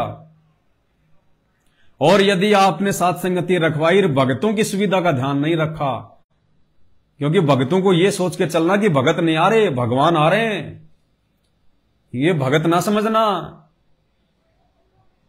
एक क्या कहते हैं परमात्मा, एक ब्राह्मण को भोजन खिलाना। कौन से ब्राह्मण को? ब्राह्मण सोई जो ब्रह्म पहचाने, असली ब्राह्मण, असली पंडित, पंडित सोई जो पिंड की जाने, यानी जिसको सृष्टि रचना का पता है, जिसको आत्म ज्ञान है, उसको कहते हैं असल में पंडित। जाति से कोई पंडित नहीं होता, जाति से कोई ब्राह्मण नहीं होता। असली ब्राह्मण है ब्राह्मण सोई जो ब्रह्म पहचाने, जिसने भगवान को पहचान लिया। तो असली पंडित और असली ब्राह्मण यदि इस सृष्टि में कोई है तो सतगुरु रामपाल जी के शिष्य हैं। वो चाहे शूद्र जाति से हो, तुम्हारे जो वर्ण है 4, वो चाहे ब्राह्मण वर्ण से हो, चाहे शूद्र वर्ण से हो, चाहे वैश्य वर्ण से हो, या चाहे किसी और वर्ण से हो। असली ब्राह्मण, असली पंडित इस सृष्टि में, इस पृथ्वी पर सतगुरु रामपाल जी के शिष्य हैं। वो जाति वाले ब्राह्मण और पंडित असली ब्राह्मण नहीं है। हां, जो जाति से ब्राह्मण है और पंडित है, वो यदि संत रामपाल जी का भगत है और मर्यादा में है तो वो भी पंडित है, वो भी ब्राह्मण है, लेकिन मात्र जाति आधार से कोई पंडित या ब्राह्मण नहीं है। अरे पंडित तो रावण भी था, फिर क्यों जो है कुत्ते वाली मौत हुई? पंडित तो भगत प्रहलाद का बाप हिरण्यकश्यप भी था, फिर क्यों जो है कुत्ते वाली मौत हुई? तो इसलिए परमात्मा कहते हैं ब्राह्मण बाणा और कर्म कसाई, और हिरण्याकुश ने छाती तुड़वाई। ब्राह्मण बाणा यानी अपने आप को ब्राह्मण समझ रहा था वो, और उसके जो कर्म थे वो कसाई के जैसे थे। अपने ही बेटे को जो भक्ति कर रहा था उसको परेशान कर रहा था, प्रजा में जो है नाजायज करता था। तो कहते हैं ब्राह्मण बाणा और कर्म कसाई, हिरण्याकुश ने छाती तुड़वाई। तो असली ब्राह्मण, असली पंडित सतगुरु रामपाल जी भगवान के शिष्य हैं। तो भाई और बहनों, जब भी आप साध संगति में जाते हो तो आपने पूरी की पूरी जो है पंडिताई दिखानी है, ब्राह्मणपना दिखाना है पूरा। ब्राह्मणपना और पंडिताई मतलब एक भगत के गुण दिखाने हैं आपने। आप ये सोच के ना जाना कि मैं किसी भगत के घर पे जा रहा हूं, आप ये सोच के जाना कि मैं परमात्मा के आश्रम में जा रहा हूं। और जिसके घर पे साध संगति है वो ये ना सोचे कि कोई भगत आ रहा है, वो ये सोचे कि भगवान आ रहे हैं। भगवान अगर उनकी सेवा में, उनके सम्मान में, उनके आदर भाव में, उनकी सुविधाओं में और मेरे बोलने चलने में यदि किसी की आत्मा दुख गई, किसी का दिल दुख गया, तो ये ना सोचना कि मैंने एक भगत का जो है वो दिल दुखा दिया। नहीं, आपने भगवान का दिल दुखाया है, क्योंकि आपके घर पे कोई खाना खाने के लिए नहीं आ रहा, आपके घर पे कोई आपकी बिल्डिंग देखने के लिए नहीं आता, आपकी शानो शौकत देखने के लिए नहीं आते भगत। भगत आते हैं परमात्मा की चर्चा के लिए, गुरुदेव भगवान की महिमा के लिए, परमात्मा को भोग लगाने के लिए, बैठ के उनकी महिमा करने के लिए। तो साध संगतियां जल्दबाजी में मत रखवाया करो। किसी भी कारण से किसी भगत की आत्मा दुख गई आपके कर्म या आपके कुबोल के कारण, तो जितना आप लाभ लेने की सोच रहे हो ना, उससे लाखों गुना ज्यादा नुकसान उठा बैठोगे। नुकसान, ये दास कोई पागल है क्या? अरे ये पवनदास पागल है क्या, जो 8 साल हो गई मैंने मेरे घर पे कभी साथ संगति नहीं रखवाई। क्यों नहीं रखवा रहा? क्योंकि मैं अभी अपने आप को भगत नहीं मान रहा, मैं अभी अपने आप को सभी विकारों से दूर नहीं मान रहा। इसलिए दास डरता है कि कहीं उनकी सेवा में कोई त्रुटि ना रह जाए, कहीं मेरे से कोई गलती ना हो जाए। इसलिए दास 8 साल से कहीं कोई साथ संगति नहीं रखवाई मैंने। नहीं, दास भी रखवा सकता है साथ संगति, और जिस दिन दास के घर पे साथ संगति होगी उस दिन तो लाखों की संख्या में आएंगे, लाखों की संख्या में। तो दास कोई पागल थोड़ी है भाई, लेकिन दास डरता है परमात्मा से। और तुम लोग भगत जी मेरे घर पे मेरे घर पे मेरे घर पे लड्डू जलेबी थोड़ी है। इन बातों पे थोड़ा विचार करो भक्तों, विचार करो। परमात्मा ने हमें सद्बुद्धि दी है, तत्व ज्ञान दिया है, मानव शरीर दिया है। जो भी आध्यात्मिक क्रिया करें सोच समझ के करें। कि देखा देखी में भोग लगाना, देखा देखी में साथ संगति रखवाना, मनमानी करना। अब क्या खिलाओगे तुम भगवान को? हैं? क्या खिलाओगे? अगर असल में तुम भोग लगाने वाले हो, असल में कि मैं तो भगवान को हर प्रकार की मिठाइयों का भोग लगाऊंगा, तो मेरे भाई भोग आरती में जो आता है ना, बद्री बेरम तूत सिरम एता भोग भुगावे कोई परमात्म के चढ़े रसोई, उसमें कितने प्रकार के व्यंजन है? तुम तो नाम भी नहीं जानते उनके, यहां मार्केट में मिलेंगे भी नहीं। ऐसे ऐसे नाम है तुम जानते भी नहीं कि ये भोग कौन सा है, ये कौन सा भोज्य पदार्थ है। और फिर मालिक कहते हैं एता भोग भुगावे कोई तो परमात्म के चढ़े रसोई। अगर इतने प्रकार के भोग तुम अपने गुरु जी को लगाओगे जो ऊपर लिखे हुए हैं भोग की आरती में, तो मानना कि भगवान को भोग लगा है। गुलाब जामुन बना रहे हैं, रसगुल्ले बना रहे हैं, नहीं, ये परमात्मा भाव का भूखा है। यदि आपके पास मर्यादा नहीं है, आप ज्ञान से कमजोर हैं, तो परमात्मा को चाहे कितने रसगुल्ले रसमलाई का भोग लगा लो, बिल्कुल व्यर्थ है, निरर्थक है। तो दास ने यह प्रार्थना की थी आप सभी भाई बहनों से कि 8 सितंबर को यदि आप अपने घर पे भोग लगा रहे हैं, किसी साथ संगति में नहीं, यदि आप अपने घर पे गुरु जी को भोग लगा रहे हैं, और उस दिन यदि आप अपने घर पे कोई मिठाई बनाते हैं, उस चीज का भोग लगाओ गुरु जी को। घर पे भोग लगा के आप गुरु जी को लगाओ, वो आपके भाव, आपकी श्रद्धा, वो चाहे आप कितने जो है मतलब व्यंजन बनाओ, लेकिन उसका लोक दिखावा नहीं होना चाहिए। दूसरे भक्तों को नहीं बुलाना उस दिन कि आ जाओ मेरे घर पे गुरु जी को भोग लग रहा है। आप दोषी हो जाओगे परमात्मा के, क्योंकि जो भगत अपने घर पे भोग लगा सकता है उसको तुम अपने घर पे बुला रहे हो 8 सितंबर के दिन। अरे 8 सितंबर को एक ही जगह पे परमात्मा की वाणी गूंजे, परमात्मा को भोग लगे, और 8 सितंबर को घर घर में हर जगह परमात्मा को भोग लगे, ज्योत जले, आरतियां हो, सत्संग हो। और यथार्थ भक्ति बोध के सरलार्थ में गुरुदेव ने क्या बताया?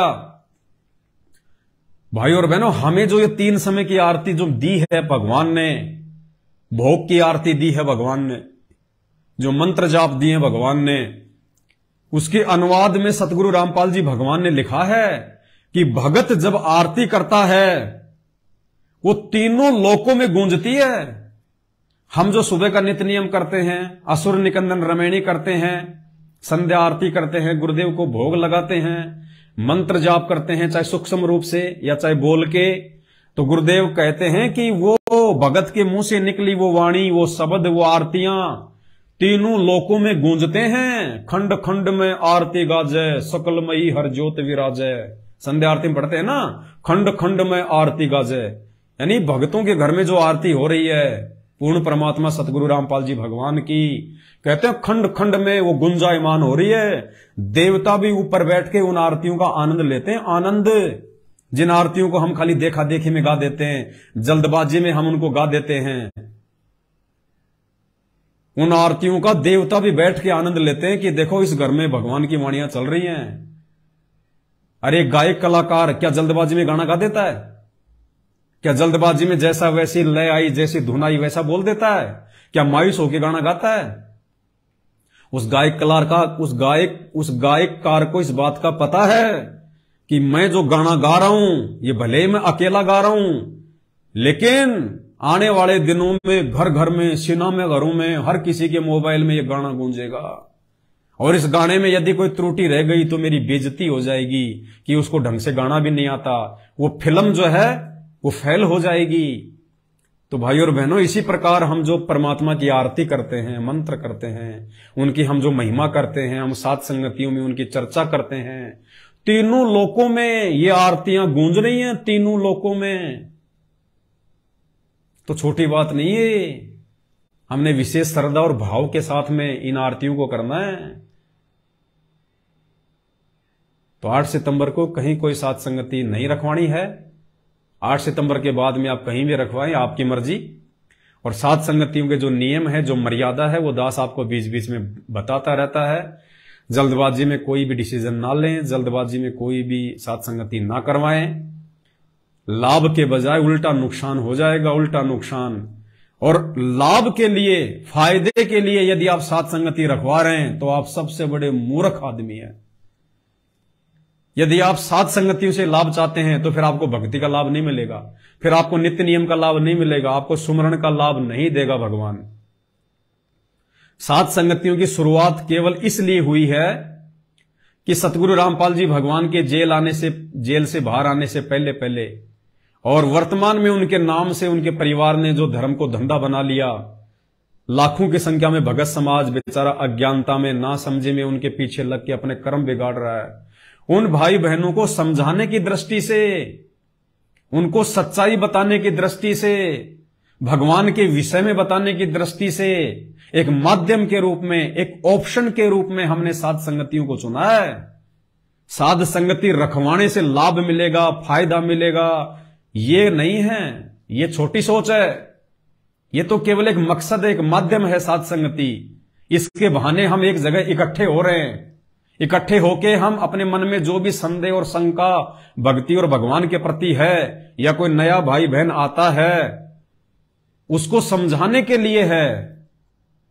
बाकी सात संगति मेरे घर पे रखवाऊंगा, मुझे लाभ मिलेगा, जिंदगी में नहीं मिलेगा। लाभ उतना ही मिलेगा जितना दूसरे भाई बहनों को भी मिलेगा, दूर से आने वाले को भी मिलेगा, उसको भी उतना ही मिलेगा और तुम्हें भी उतना ही मिलेगा। 1% भी इधर उधर परमात्मा ज्यादा कम नहीं करेगा। फिर तो सभी सात संगतियां रखवाने लग जाएंगे, अपने घर पे रखो, फिर भक्ति कौन करेगा? सात संगतियां रखो। तो इस गलतफहमी में ना जीना। दास को बीच बीच में आके ये बातें आपको समझानी पड़ती है, बोलनी पड़ती है। तो विनती है भाई और बहनों, हम इस दुनिया से डिफरेंट हैं। हमारा मार्ग इस दुनिया के प्रचलित मार्ग से अलग है।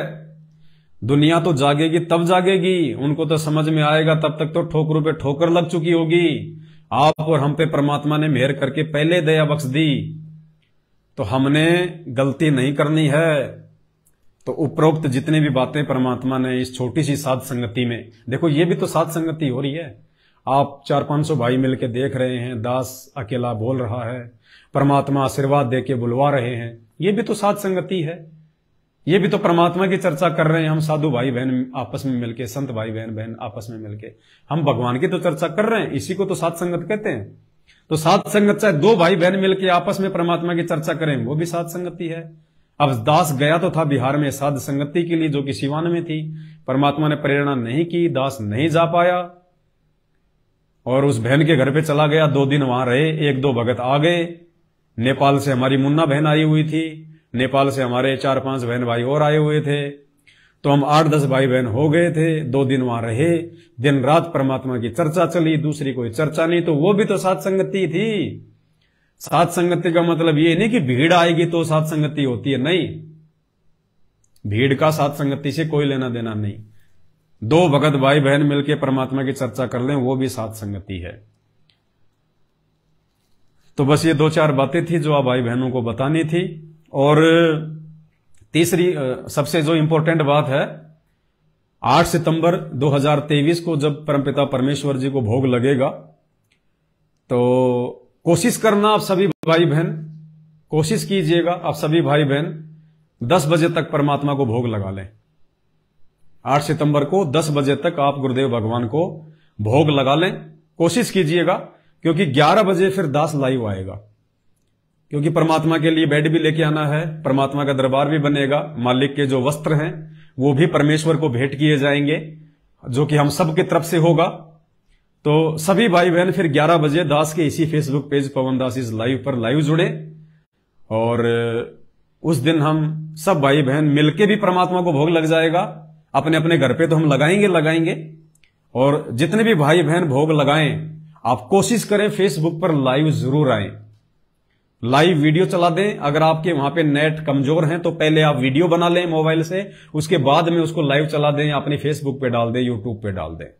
और जब आप वीडियो जब आप कोई भी वीडियो आप डालते हैं भाई और बहनों, कभी भी कोई भी वीडियो आप शंका समाधान की पुस्तक का लिंक जरूर डालें। नीचे ऊपर छोटा सा मैसेज लिख दें, जिस भी पॉइंट पे आप लाइव आते हैं या वीडियो बना रहे हैं, कोई भी वीडियो है, छोटा सा उसका नाम कि वीडियो जो है ये किस विषय को लेके है, और जस्ट नीचे दास ने अपने हर वीडियो में आप देखना ऊपर पेज पे उसमें लिख रखा है मर्यादा के लिए पढ़ें पुस्तक शंका समाधान, नीचे उसका लिंक है।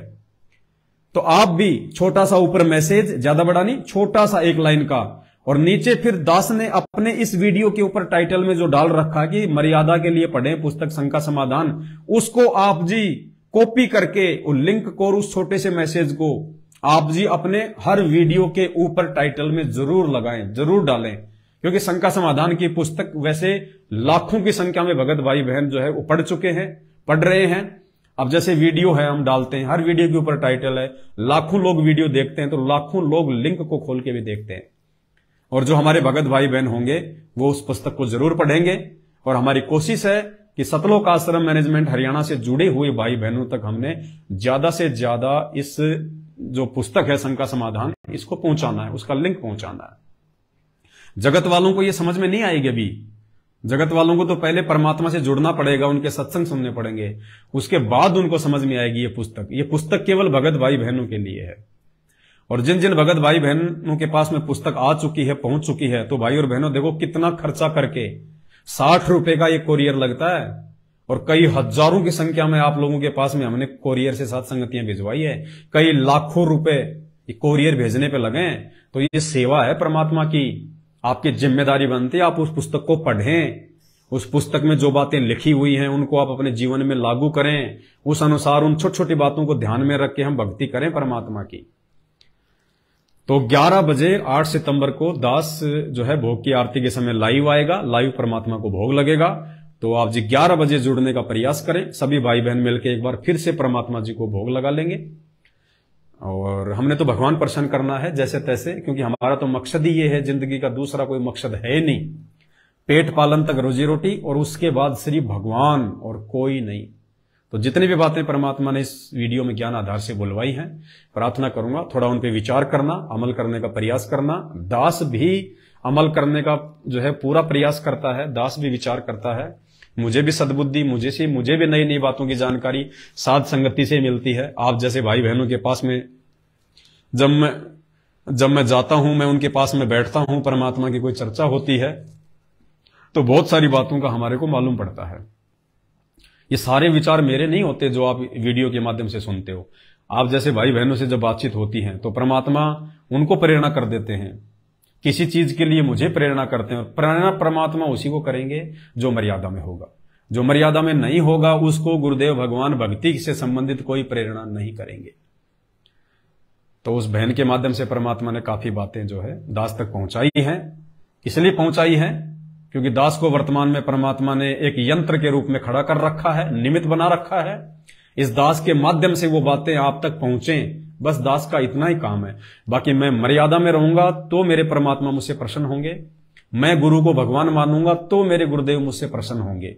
ये निमित्त बनना एक बात अलग है और भक्ति करना बात अलग है। निमित्त बनने मात्र से, वीडियो बनाने मात्र से मेरा मोक्ष हो जाएगा, कम फाइनल नहीं है। मोक्ष मेरा भी भक्ति से होगा, आपका भी भक्ति से होगा, गुरु को भगवान मानने से होगा। तो भक्ति मार्ग में भगत भगत होता है। भगत को कभी भी हमने किसी ऊंच नीच की दृष्टि से नहीं देखना चाहिए। भगत के रूप में तो अपने से जो है बल्कि बढ़कर जो है वो देखना चाहिए। और वैसे भगत को कभी भी हमने किसी और दृष्टि से नहीं देखना है, चाहे वो कितना ही अच्छा बोले, कितना ही मीठा बोले, कितना ही वो कड़वा बोले, कुछ भी बोले, कितना ही उसको ज्ञान है, ये ज्ञान जीव को नहीं हो सकता, ये ज्ञान परमात्मा देता है। परमात्मा गुरुदेव भगवान ने सबको दे रखा है, सबको।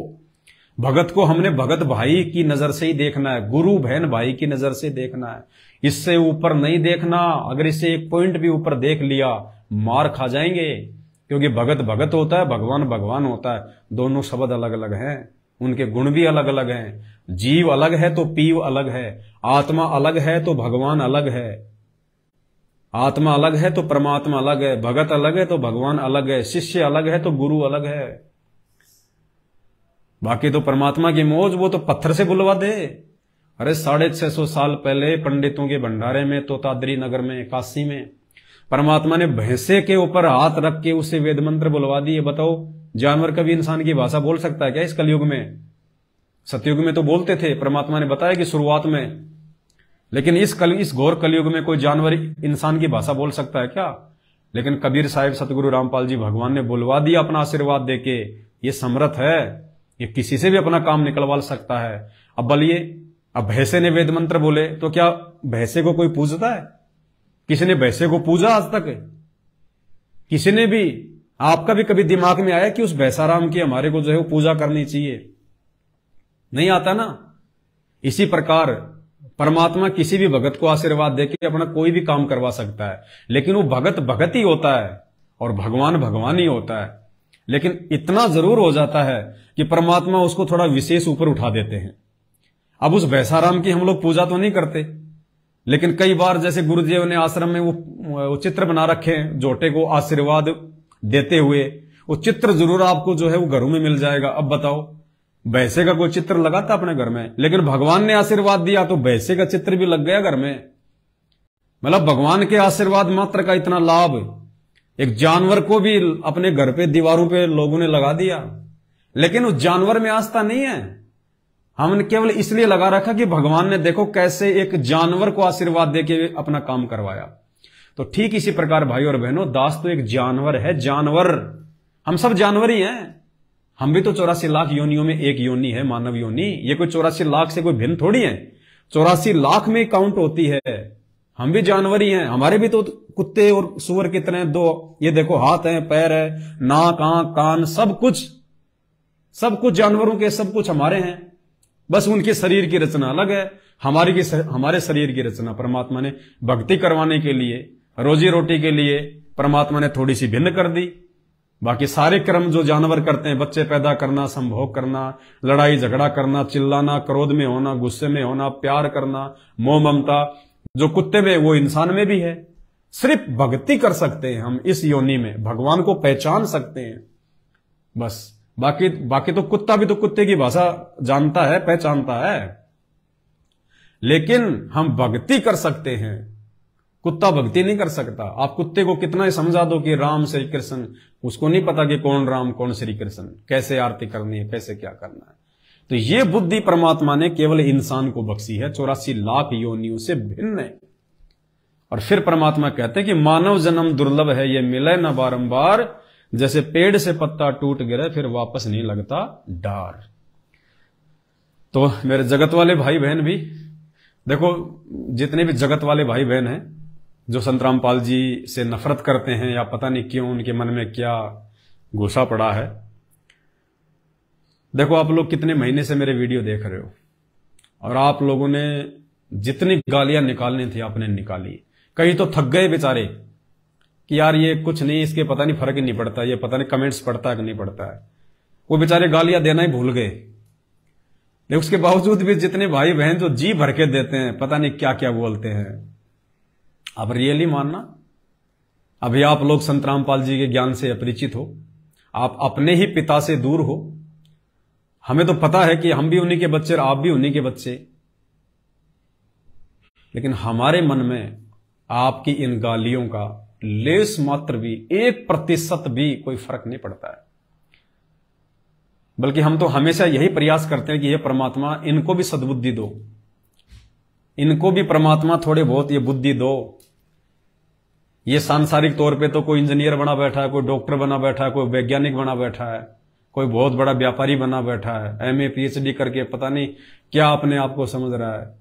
लेकिन मरने के बाद में गधे कुत्ते सूअर बनेंगे। चाहे तुम मंत्री प्रधानमंत्री बन के बैठे हो, कितने चाहे तुम इंजीनियर हो, डॉक्टर की उपाधियां लेके बैठे हो, ये मानव शरीर इंजीनियर बनने के लिए नहीं, भक्ति में इंजीनियर बनने के लिए मिला है, परमात्मा की भक्ति करने के लिए मिला है। ये मरने के बाद में वो इंजीनियर भी गधे की योनि में जाएगा, अगर राम नहीं बचा तो, भगवान नहीं बचा तो हमें तो आप लोगों के ऊपर जब आप गालियां निकालते हैं, अपनी जो ये मंद बुद्धिता का आप ये परिचय देते हैं, हमें तो बड़ा जो है अंदर से मतलब दुख सा महसूस होता है कि देखो नादान भगवान धरती पे है, उसके बाद में भी नरक में जाने की तैयारी कर रहे हैं। हम समझा रहे हैं तो फिर भी नहीं समझ रहे, कह रहे हैं भाई सत्संग सुनो संत रामपाल जी का यूट्यूब पे जाके, फिर भी उल्टा गालियां निकाल रहे हैं। तो बड़ा दुख होता है कि क्या बनेगा इनके साथ में, क्या बनेगी। ऐसे महापुरुष की निंदा कर रहे हो तुम, ऐसे महापुरुष को गालियां दे रहे हो तुम। अरे श्री कृष्ण जी को शिशुपाल ने 100 गालियां दी थी, सुदर्शन से चक्कर आउट, गर्दन काट दी थी सुदर्शन ने, खुद की बुआ का लड़का था। तो मेरे भाई और बहनों, आपकी गालियां श्री कृष्ण को नहीं पड़ रही। श्री कृष्ण तो संत रामपाल जी के पैर के नाखून के बराबर भी नहीं है, पावर में, शक्ति में। ये है भगवान, लेकिन ये कहां तक के भगवान हैं, इनकी पावर कितनी है। एक सरपंच को भी हम साहब कहते हैं और प्रधानमंत्री को भी हम लोग साहब कहते हैं, प्रधानमंत्री साहब, सरपंच साहब, लेकिन उन दोनों साहबों की शक्ति में कितना अंतर है। तो इसी प्रकार संत रामपाल जी को समझो प्रधानमंत्री और श्री कृष्ण राम ब्रह्मा विष्णु महेश को समझो सरपंच, बस इतना लेवल है। इस बात का पता जब चलेगा जब आप इनके सत्संग सुनोगे, सृष्टि रचना सुनोगे। अभी भूल में बैठे हो आप लोग। तो विनती करूंगा आप लोग भी गुरुदेव भगवान के सत्संग सुनना शुरू करो, गुरुदेव भगवान से अरदास किया करो, प्रार्थना करो हाथ जोड़ के कि हे पूज्य गुरुदेव भगवान सद्बुद्धि दो मालिक, हम भी आपके भक्तों के जैसा बने, हमें भी सोचने समझने की जो है थोड़ा बहुत ये ताकत पैदा हो।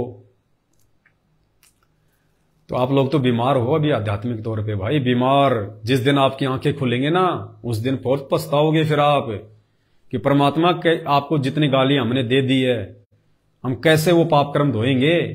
क्योंकि देखो पाप उतरेगा भक्ति से, और जिसके पाप जितने थोड़े होते हैं जल्दी में लट जाता है। तो इसलिए हम मना करते हैं कि आज तुम जो गालियां निकाल रहे हो, कल को उनके शरण में आ भी गए तो भगवान तुम्हें माफ तो कर देगा, शरण में तो ले लेगा, लेकिन जो पाप कर्मों का पारा जो तुम चढ़ा रहे हो ना, ये तो तुमने खुद ही उतारना पड़ेगा। इसलिए दास विनती करता है कि इस प्रकार के शब्द बोल के किसी भी संत महात्मा के प्रति और अपने पाप कर्मों को ज्यादा ना बढ़ाओ, जहां है वहीं रख लो, ताकि जब भी भक्ति शुरू करोगे तो वहीं से मैल साफ होना शुरू हो जाएगा। वरना ये मैल तो भाई चढ़ता जाएगा। और कहते हैं तेल हमेशा तिलों में से निकलता है, सूखी लकड़ी में तेल नहीं निकलता। तो तुम्हारी खुद की भक्ति से ही फिर तुम्हारे को ये पाप कर्म साफ करने पड़ेंगे, बहुत जोर लगेगा। और फिर तुम कहोगे मैं तो भक्ति भी कर रहा हूं फिर भी कोई लाभ नहीं मिल रहा, भक्ति कर रहा हूं फिर भी कोई विशेष लाभ नहीं है। अरे विशेष लाभ मिलेगा कहां से, पहले तुमने इतने खड्डे खोद रखे हैं, वो खड्डे भी तो भगवान ने तुम्हारी भक्ति से ही बंद करने हैं। इसलिए भाई बहन आगे पाप कर्म ना बढ़ाओ, यही स्थिर हो जाओ, वरना ये खड्डे तुमने खुद ही भरने पड़ेंगे आने वाले दिनों में। उस समय फिर माथा पकड़ के रोने के अलावा दूसरा कोई चारा नहीं होगा। इसलिए हम आप लोगों को कुछ नहीं बोलते, आप इतनी गालियां निकालते हो, शायद इतनी गालियां तो दुनिया में किसी को नहीं पड़ी होंगी, दुनिया में किसी को जितनी गालियां 5-6 महीने में तुम लोगों ने मुझे और मेरे गुरुदेव भगवान को निकाल दी है। तो ये खड्डे खुद बंद करने पड़ेंगे फिर, और बड़ा जोर आएगा उस समय।